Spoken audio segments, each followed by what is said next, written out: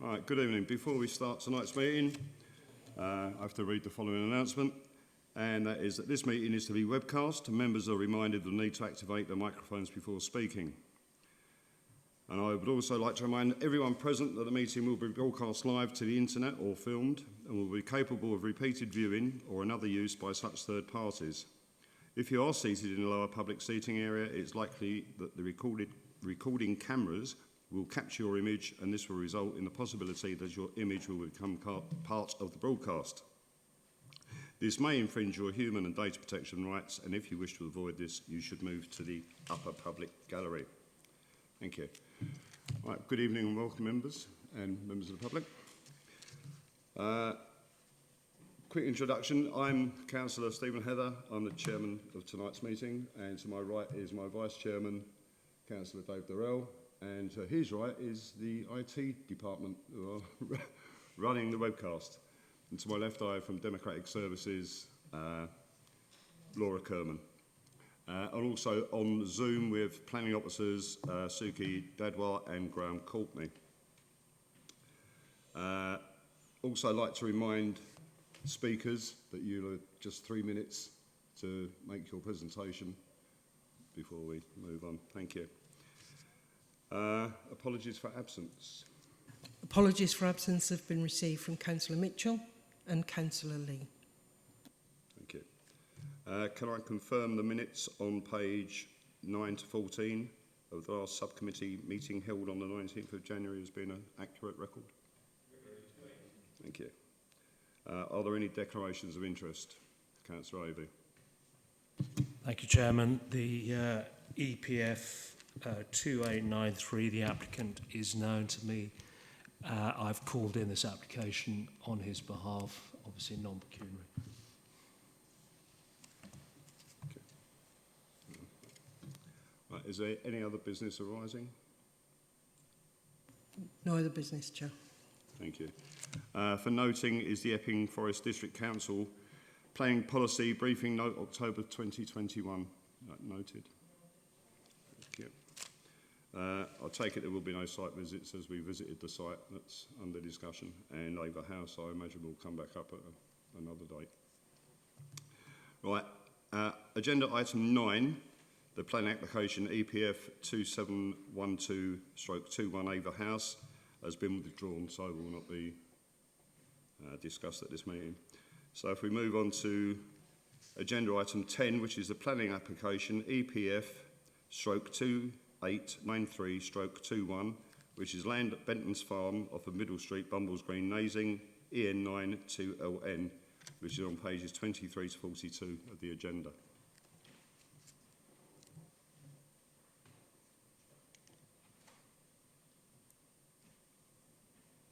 Suki, if you're presenting, you're muted.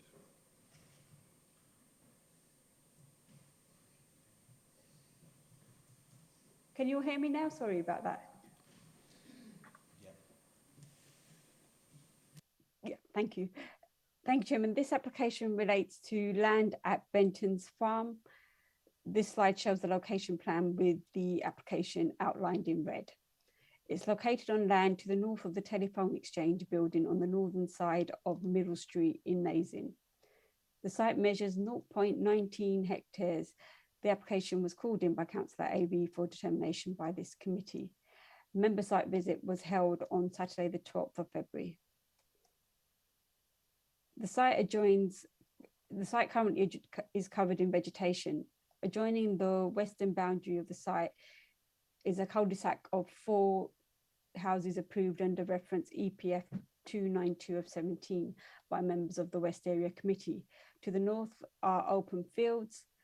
To the east are commercial uses. The Telephone Exchange building is to the south. The locally listed building, my pointer is pointing to the locally listed old school house. The purple dashed lines indicate public rights of way which adjoin the site. The site is in Greenbelt, and is within the Nazing and South Croydon Conservation Area. This slide shows the existing plan. site plan. This slide shows the proposed site plan. It's proposed that the plot will be connected to the existing access on Oak Tree Close. Nazing Parish Council supports the application because the development will provide lifetime dwellings that would be suitable for a wheelchair user with good road access, which will fulfill a need in the parish for this kind of accommodation. There is one letter of support and no objections have been received from neighbours. The dwelling within plot A measures 7.64 metres deep by 14.61 metres wide and 5.73 metre high to the ridge of its gable roof. The detached garage measures 7.64 metres deep by 5.4 metres wide and 4.7 metres high to its gable roof. There's a total internal area of 130 square metres. The plot provides a total of 2 car parking spaces and 484 square metres of amenity space. The dwelling within plot B measures 7.64 metres deep by 19.34 metres wide and 5.97 metres high to the ridge of its gable roof. It has an internal area of 124 square metres, which includes the attached garage. The plot provides a total of 2 car parking spaces and 456 square metres of amenity space. This slide shows the views of the development created by the agent. The first is of the entrance of the site, the second is of the courtyard, the third is of the rear gardens, and the fourth is through the telephone exchange. External finishes for both dwellings include natural charred timber cladding, red brick in a Flemish bond for the walls, a slate roof with integrated photovoltaic and solar thermal panel tiles, and slim profile black aluminium and timber composite windows. This view is of the site from Middle Street. The view of the field will be replaced by car parking and glimpses of the bungalows with the rear gardens further behind. This slide shows the views looking south towards the site from the public footpath. This open view will be replaced by buildings. The planning inspector, in his determination of the previous appeal under reference EPF 897 of 21 in paragraph 12, noted that the character of the application site relates closely to the open countryside to the north, rather than being viewed as a small gap within built development. This application has a recommendation for refusal on 4 grounds. The first is that the proposal is inappropriate development within the Greenbelt, which will add to the urban sprawl in this location. The proposal is not limited infill, as the application site is not part of a continuous frontage development, as it's set behind the telephone exchange building. In contrast to the recent development of the 4 dwellings at Oak Tree Close, which front the middle street. The proposal is set back by 2 plots instead of 1 from the highway. It is therefore backland development. There's also a large separation from the development from the east. This harm is given substantial weight. The second reason relates to the harm to the special character of the conservation area, as in the words of the planning inspectorate in regard to the previously refused scheme. Although development exists surrounding it, the application site nonetheless contributes towards the open landscape that is important and fundamental character of, that is part of the important and fundamental character of the conservation area. The introduction of built development would suburbanize the site.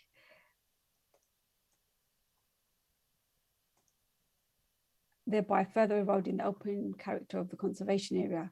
Moreover, the siting of the dwellings behind the existing frontage development would result in a discordant form of development that would be out of keeping with the prevailing character of the area, resulting in additional harm to the conservation area. The current proposal would still create this harm. This harm is therefore given significant weight. The third reason relates to the mutual overlooking created between the 2 dwellings, as their window-to-window distance is only 11.4 metres. This is not reflective of the spatial standards of the surrounding area or the standards contained within the Essex Design Guide. Whilst it is noted that the open plan living, dining, kitchen area will be triple aspect, allowing for the principal elevation windows of these areas to be obscure glazed. This solution would not be possible for the bedrooms facing each other. The secondary windows of bedrooms 1 and 2 of plot A will be screened by trees. The western bedroom in plot B only has single aspect windows. Approval of this application will set a precedent for this type of cramped development to be permitted on other sites. The fourth reason relates to the fact that since the application does not comply with local plan policy, the process to get the Section 106 unilateral undertaking to address the air pollution impact of the proposal on the Epping Forest SAC has not yet started. It's noted that plans have been revised from the previously dismissed scheme. Changes include the number of units being increased from 1 to 2, the dwellings being single story and now meet wheelchair accessible standards, the inclusion of energy efficient features such as air source heat pumps, solar panels and mechanical ventilation, electrical charging points, and the position of the 2 units being behind the Nazing Exchange building and workshop. However, these changes are insufficient to clearly outweigh the already mentioned in principle objections. Thank you, Chairman. That is the end of my presentation. Thank you very much. We do have 2 speakers on this application. The first one will be, they're in reverse order as your speakers list, will be Nazing Parish Council. That's Karen Carter, who will join us via Zoom. If I can remind you, you've just got 3 minutes to give your presentation, please. Thank you. As most of you know, I'm Karen Carter, the chairman of the Nazing Parish Council. We considered this application at a planning committee on the 9th of December, and the members of the committee were reminded of the following background: that during 2019, 4 houses were erected on the land adjoining the site, which, in the view of the committee, have enhanced the area, and that an application for 1 more house was refused. Hence the new application for 2 bungalows in the same area. After discussion and consideration, the Parish Council resolved to support the application as it did in respect of those previously submitted by the applicants. It was concluded that the proposed constitutes limited infilling, namely building in the gaps between the built development. In addition, there is lack of bungalows in Nazing, and it is likely that with an ageing population, demand will increase. Under the heading Main Considerations, the officer's report of it states that amongst the main issues to consider when assessing this application are the potential impacts on the greenbelt and the appearance on the conservation area.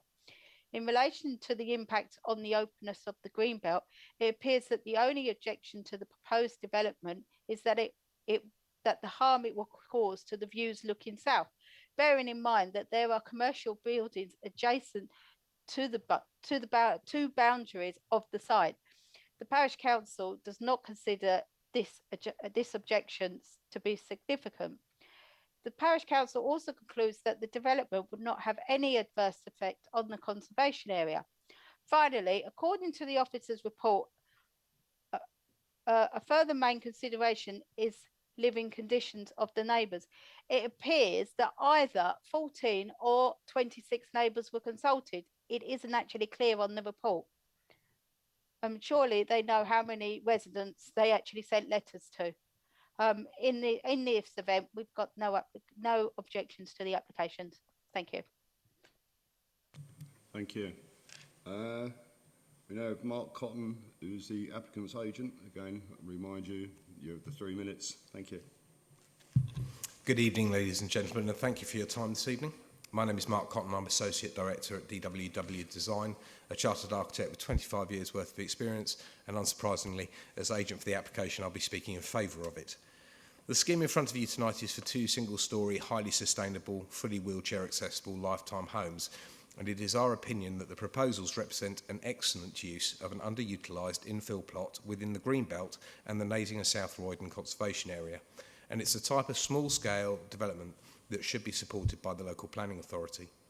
The planning officer is recommending refusal on the basis that the development of 2 dwellings on this site constitutes a significant harm to the Greenbelt, fails to preserve or enhance the character of the conservation area, and would result in a poorly designed pair of dwellings due to perceived overlooking issues. The application site is bounded on 3 out of 4 sides by built development, with the only open side being that to the north.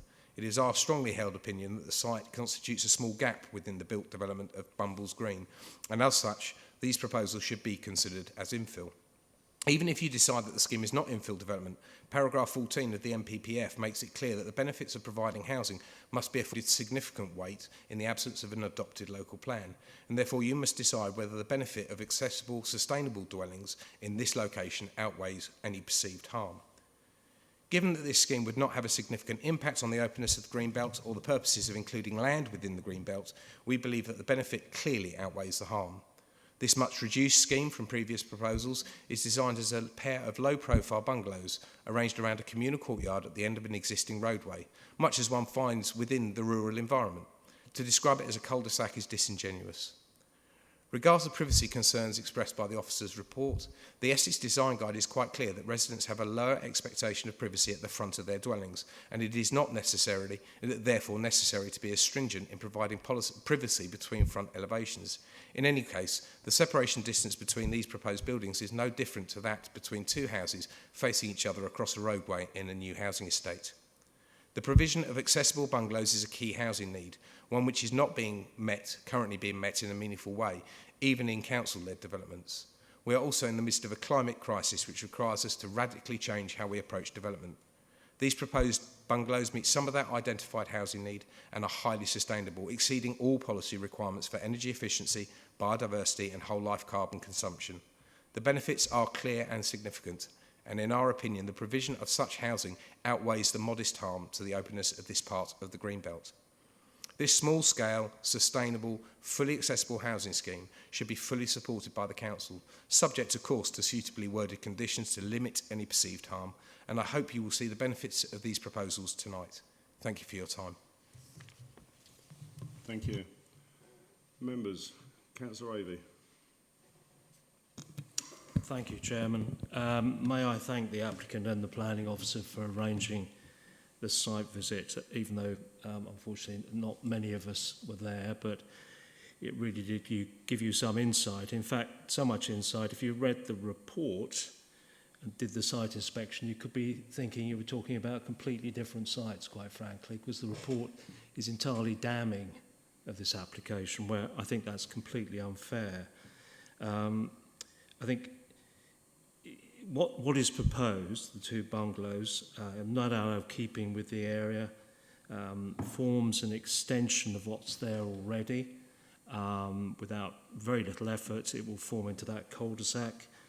Even though it's in a conservation area, it's bounded by 2 ugly industrial buildings, a telephone exchange and a light industrial building. And I understand on the other side, planning permission has been given for a building to be put there. So really, I don't understand why this would have such a destructive effect on the conservation area. Also, with the green belt, again, having done the site inspection, I can't really think on this occasion that there will be any detriment to the green belt. I'm keen to uphold the green belt, but really this is an application before us which I don't think affects the green belt. In fact, the way the site is orientated from the main road, if you look through the 2 industrial buildings, you will still see the vista behind it of openness and a large white building the distance on the hill. So I really don't understand that at all. Also, I think, as the parish council quite rightly said, the area needs bungalows of this type. I think in the local emerging local plan, we have to protect and provide bungalow accommodation, which is accessible and sustainable. I think this is what this applicant is doing. It's supported by the parish council, no objections from residents, and as a planning committee, occasionally we should look beyond the letter of the law and the report and actually support what residents want. And I think on this occasion, we have an application before us which we should support, and therefore I will be opposing refusal. Thank you. Councillor Helen Cone. Yes, thank you, Chairman. I've got a couple of problems with this application. And number one, that this is part of conservation area. Number two, which is more important to me, I remember in 17 we gave consent, but in 19 there was an application for 2 dwellings, and in 20 for a single dwelling, went to appeal, and they were actually dismissed in appeal. So I just think for a single dwelling it was dismissed in appeal. How come we can give, we can consider now for 2 bungalows? I'm a bit really in the middle, to be honest. I don't know if Graham could actually say something on that. I'm not so sure. Yeah, that's no problem. I mean, I can only really re-emphasise what you've just said. I mean, there is obviously a long history to this site. You quite rightly point out that we have had previous applications refused to go into this parcel of land. Most importantly, we've had the recent appeal decision where the inspector made it clear that they did not consider this to be an infill site. I think we all accept this in the village, but it doesn't meet the definition of infill. They did consider it would have harm the openness of the green belt. They also upheld our concerns around the conservation area and the impact it would have on the conservation area. So obviously we have taken all of that into account, and that's why the recommendation is as it is. Thank you. Councillor Bassett. Thank you. Yes, I know this site quite well and drive past it to come here even. I think I was very disappointed in the officer's report because I found it misleading. If you look at the original picture on page 23, it bears no resemblance to what was shown on the location plan, which has got the 4 houses on there. This one, it keeps referring to it as a telephone exchange. It is not. It is an engineering company making gearboxes. Also, around the corner, they said about encroaching in. There is a row of houses that has been given permission that go further into the conservation area than this one, just round the corner next to the garage. So I think we're sending out confusing messages. I totally agree we need bungalows, and it's bungalows for life that are specifically designed for people that, shall we say, have limited mobility and want somewhere where obviously upstairs would be a problem.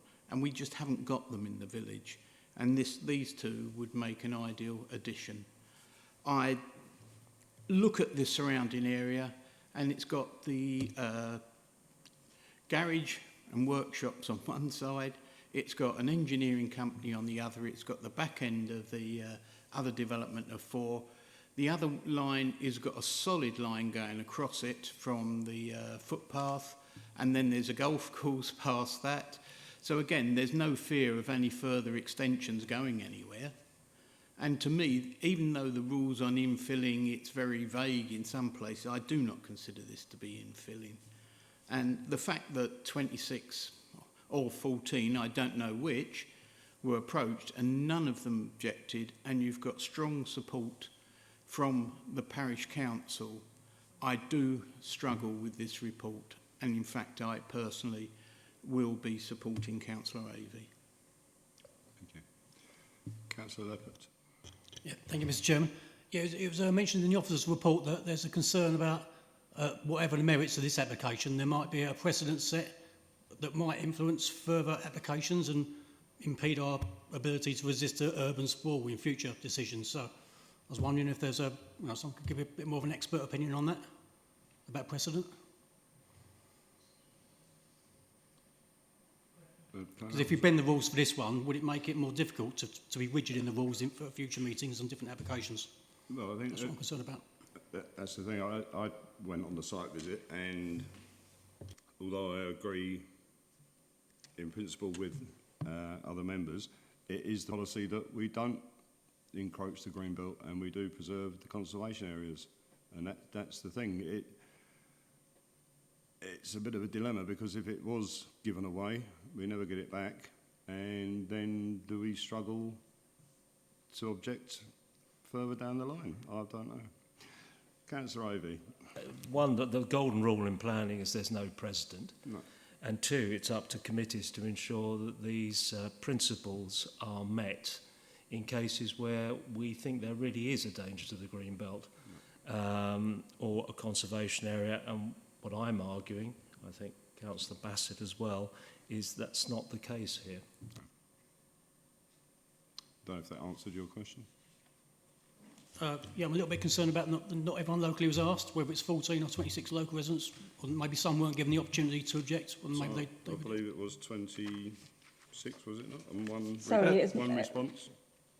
Sorry, it's my error. It was 14 neighbours. Apologies, that was an error on my report. Sorry? Sorry, I just wanted to say that it was an error on my report. It should be 14 residents were consulted. Right, thank you. So it was 14. And a site notice was displayed. Right, thank you. Councillor Sartin. Thank you, Chairman. Councillor Helen Kay made reference to the fact that this site has had appeals that have been refused by inspectors at those appeals.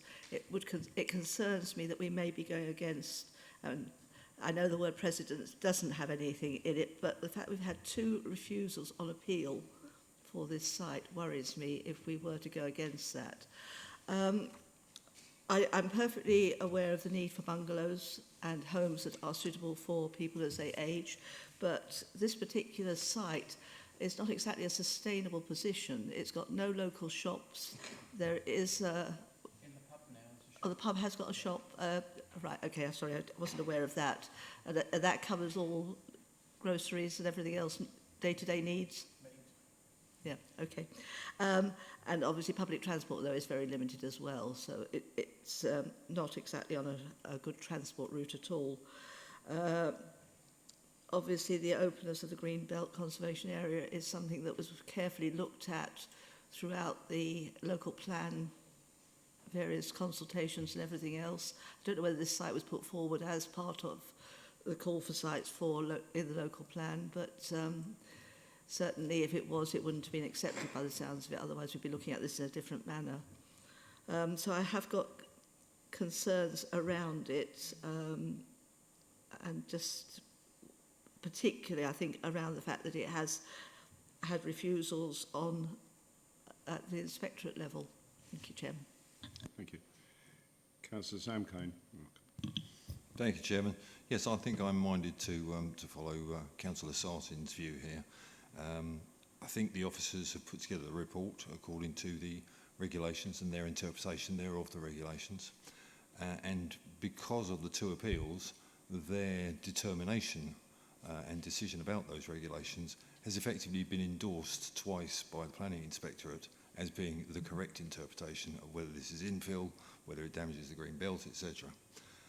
I acknowledge the argument that says that the local councillors are in support of it and there are no residents against it, but I take on board also your comment that once it's gone, you can't get it back again. Councillor Bassett. Thank you. Can I say one of the reasons it was turned down before was it was a 2-storey house and it was a view that it could be seen from the streets. It's now bungalows, so it can't be seen from the street. Yeah, I appreciate that the inspectorate were for different proposals.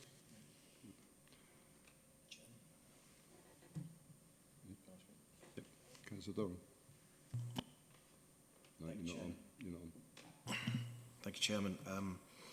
I do have a certain amount of sympathy for the application, as I don't think it would be a huge amount of harm, and I think if it wasn't in a conservation area, I'd be minded to support it, and also if it hadn't been confirmed by the inspector that it is not limited infilling, because there was a certain amount of debate about whether it was infilling or not when it went through both this committee and DDMC last time. But with the inspector having confirmed that view, I'm minded to say that we probably shouldn't be entertaining it. Thank you. Councillor Matthews. Thank you, Chairman. Listening to other members, I think everyone's made some really valid points, and I think as committee members we must make sure that we are upholding the integrity of the green belt and the conservation area. But I would like to couple that with there must be a degree of logic applied to our decisions, and for me it's a logical development. It's not, I don't think it would have that greater impact on the Greenbelt and the conservation area with regards to the other buildings around it. Unfortunately I couldn't make the site visit, but I do actually know the site quite well and have used that footpath adjacent to it regularly, so I know the impact I believe it would have, and so I would join Councillor Avery in actually going against the recommendation of refusal. Councillor Sarti. Thank you, Chairman, for letting me come back. It was just a reference was made to a planning application that had been agreed adjacent to the site. Can we get an indication of where that actually is? Just alongside, just past the garage. Well, I thought there was Yes, a bit reference to one that was adjoining the site. I'll just get my plan up and I'll just show you. Just bear with me, sorry.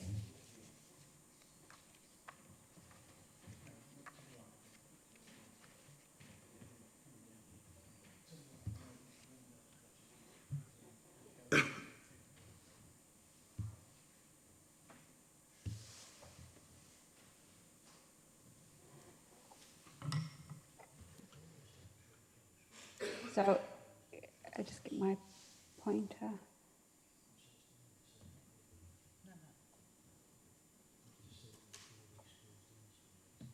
So this area here, there was permission for a workshop in this area here. That's going to expire in April. The reason why that application got approved was because it's a business in a rural location and the design was acceptable in terms of conservation, and it was well screened by trees. Thank you. Does that clarify it? It does. I mean, sorry, the Google Maps shot is now gone, but I just wondered what we're seeing so actually adjacent to the boundary of this site on that industrial bit. Are those pictures showing vehicles that are parked there, or are they buildings at the present time?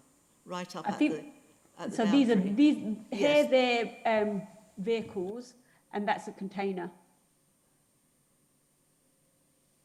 Have we any idea how old these images are? Because on the site visit, I seem to be aware that there was further development along there. So yeah, when these houses were built at that level, so this permission was given in 2017. The development looks quite complete. So I would say that it the developer or the applicant can advise, but I would say that these were built in 2020, because looking at the previous applications on Google Maps, these houses weren't present. So it appears that Google Maps was recently updated. Right, thank you. Councillor Ivey. Sorry, just to add to that, the council has 2018 aerial photographs, and that shows sort of foundations just being laid for those houses. So certainly in 2018, works had commenced, but they were only just kind of out of the ground. So yeah, that they would certainly be probably late 2019, 2020 time. Thank you. Councillor Ivey. Chairman, if I remember on our site visit, there's at least quite a large corrugated semi-permanent structure on that right-hand plot, not just vehicles. I could see quite sizable building structures there. If I might say, hence some of the logic around this. It seems somewhat illogical we allow that, yet we're refusing this. I can't see why, frankly. It just doesn't, it beggars. I mean, we do look to be somewhat odd if we start doing this kind of thing as a planning committee, quite frankly. So I haven't changed my mind. Appreciate your sentiment. Councillor Sartin, do you want to come back to something? No, it was just another thing from the page 23, the the map shown on the agenda, it shows an electricity substation within the boundary of the site. I'm being told by Councillor Bassett it has gone, but is this perhaps a reason why some of these maps that we're using need to be slightly more up to date? If you don't mind, I'll just come in quickly there. I mean, obviously the plans that we try to show on the presentations are usually either taken from the submission or are the most up-to-date plans that we have access to. Please don't go by the maps that are on the agenda. We had a recent issue at South Committee where it was showing a building and it took us a good part of a day to actually investigate, because that was raised, a concern was raised by one of the councillors about the building that was shown on that map on the agenda, which wasn't shown on the presentation, and it turns out that that building was removed in, I think, about 1985. So it's clear that the maps that go in the agenda are very, very out of date. Unfortunately, we don't control that, but it has been raised with our colleagues in business support, so we can try and get those updated. So the maps in the agenda are purely to show where the site is. It's just don't rely on those. Rely on those the application details in the presentation or as submitted. Right, thank you. I think accuracy would be helpful though. Right, members, if we're finished, we'll go to a vote, and it's the officer's recommendation to refuse planning permission for the land at Benton's Farm. So, all those in acceptance of the refusal?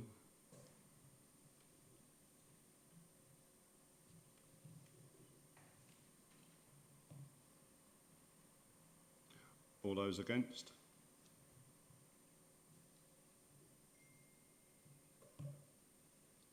Sorry, I'll abstain. I didn't mean to say I was not going to vote, but yeah. That's 6-4. Yeah, me. Yeah. 6-4 the officer. 6-4 the officer proposal, 3 against and 1 abstention. So therefore that application has been refused. Thank you. Right. Is there any reason to exclude public and press? I don't think so. So that being the case, I close this meeting at 19:37.